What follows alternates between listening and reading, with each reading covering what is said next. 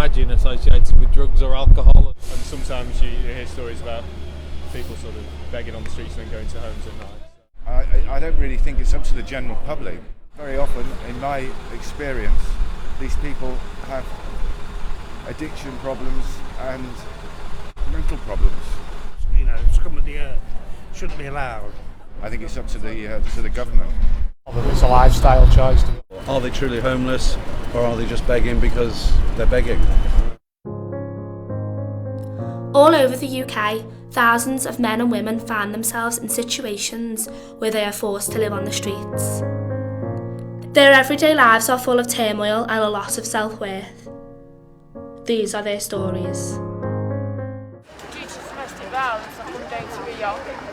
Got me up, well, I got into Victoria House and then actually kicked on slow due to domestic violence again. So yeah, I reported it to police and that. I got all the help I needed, but they kept finding me where I needed to go and that, so I couldn't get away from him, so that's why I had to come down here. No, you get more respect for being on the street because you're a woman and what you do because you're a man. I'm a chef by trade, a very good chef, and we used just to stay in, and eventually ventured out, started speaking to other gay men. We got jealous, they set me on fire, so we used to together and throw me out, so put me on the street. It was my house. My friend died in my flat, and since he died in my flat, I wouldn't go back, and then they set him out on the street. I do want a girlfriend in her flat, and we've fallen out, so she kicked me out, and now I've ended up out here. I sleep out, do you know where the museum is? Just there, do you know, because it's got like a roof and that, sheltered and stuff, so I just keep there. Plus you've got a big massive TV screen, so Right, I'm the only person in the world with a big massive telly. It's great. This is my lounge. Yeah, this is your lounge?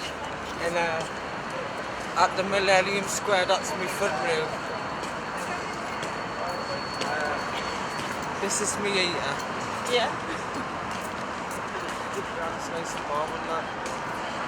Because I split up with my ex-girlfriend. Yeah. So, because we were bickering all the time, so ended up on the streets.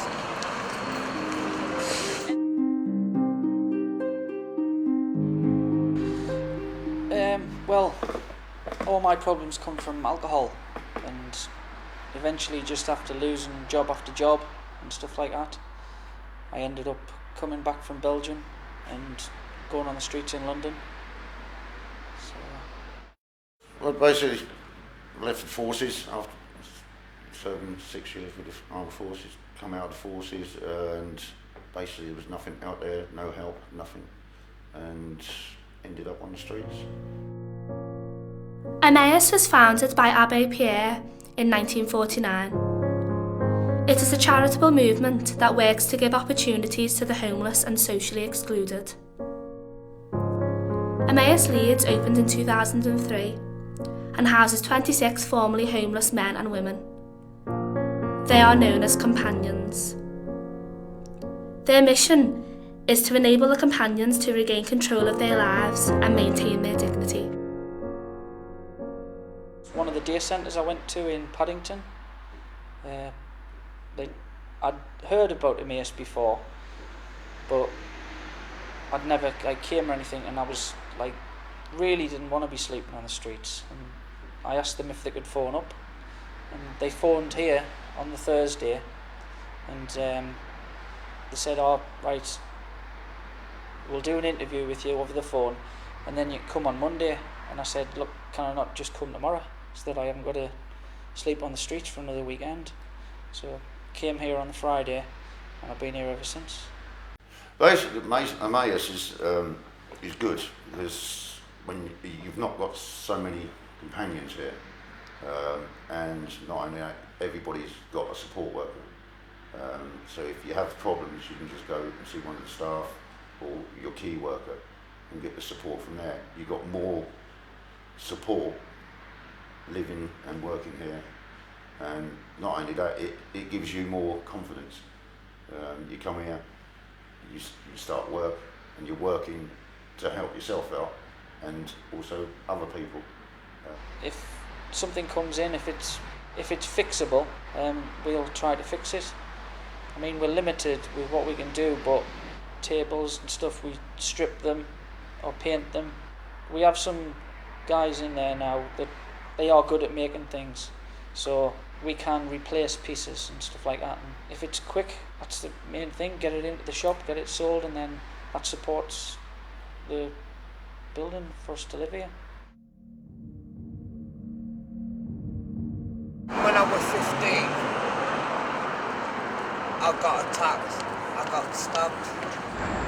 I mean, I've got kicked in the head sitting down here like what I'm doing now, you know what I mean? People throwing shit at you. I've seen someone been stabbed, I've seen someone been shot. I've seen a lot of horrible things like that. It is bad down here. I just run away, I go. I'm lost, I'm gone. I don't stick around. It's scary, especially on weekends when everyone's drinking and that. Yeah. And it's scary because I sat at Millennium Square where there's cameras and all that. So I feel a bit more safe. But even then. Both my parents passed away when I was in the forces, so basically out by yourself. That once you get out into like the homeless community, it is like a family. You all stick together, look after each other, protect each other. Adapting from that is a bit daunting. One particular night, a few of us found a car park to sleep in, and basically halfway through the night, some people decided to come through and disturb us and set fire to 2 people in a sleeping bag. So obviously there are people out there that don't like us. I mean, the 2 people that set fire to actually died. But at the end of the day, people look at it as, 2 more people off the street.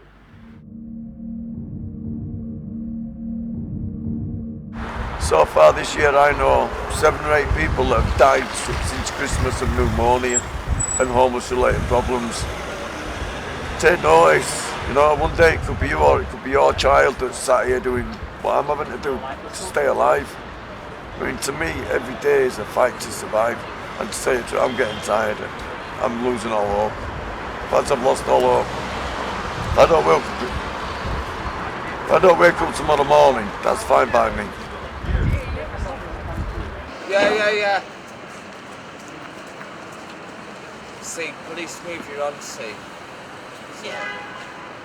What do they not let you sit here? They move you on, it's like, do you know, when you sat down begging, they move you on. They don't arrest you on, just, do you know what I mean, they move you on. Not people that are new really, but I mean, there would be posters come up, somebody had died or something like that. Like, I mean, from the cold, or just they could be ill or something like that, you know.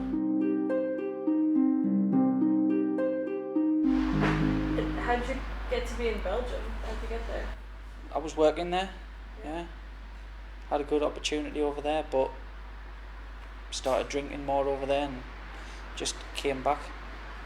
Got a free trip on the ferry to come back over, and just like, because it's better to be homeless here than in a foreign country, I thought, and I just got to London and stayed there for a few months. And I'm coming here to England, yeah, and I'm coming to work. I'm working for one guy, yeah, and that guy is take my ID documents, passport ID, everything. So that's why I'm on the street, you know, and nobody helped me, nobody sold me out. You feel alone all the time. You got your own friends that you sit around with. And that's half the reason why people drink most of the time. I mean, in 20 years' time, there won't be a family in Britain that doesn't have one homeless person in it. That's guarantee, guys. I mean, the homeless problem right now is horrendous. Imagine what it's going to be like in 20 years' time when everyone, when all the kids now, we're all grown up and we've got kids, someone in their family will be homeless. What will they think then? Well, I wish we'd have done more when we had the chance. It's too late by then.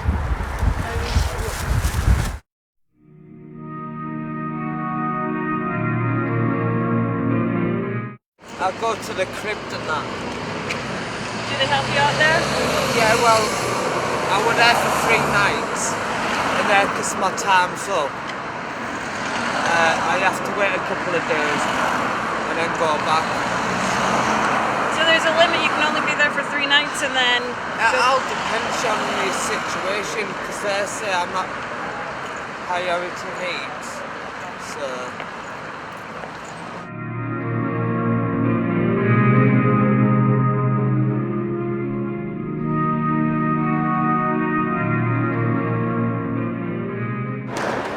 Yeah, I want to make new life, change.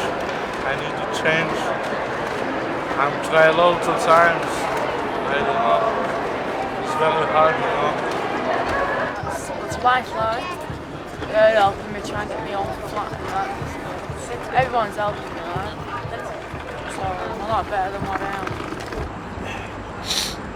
Well, I've been talking to one of the homeless housing officers, so hopefully, before the summer I'll probably, be somewhere then to get into a shared house. Because they used to have a place up the street here, they knocked that down, didn't they? Yeah, so I don't know. Right, people who are on the streets, like, just if they have the opportunity to come to somewhere like Emmaus, or there is other organisations, but just, like, give it a try.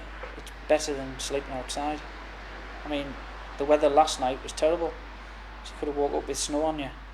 But all of the lads here, we've got a nice warm bed. I've got no plans to leave Emmaus at the moment. It's my home. Yeah.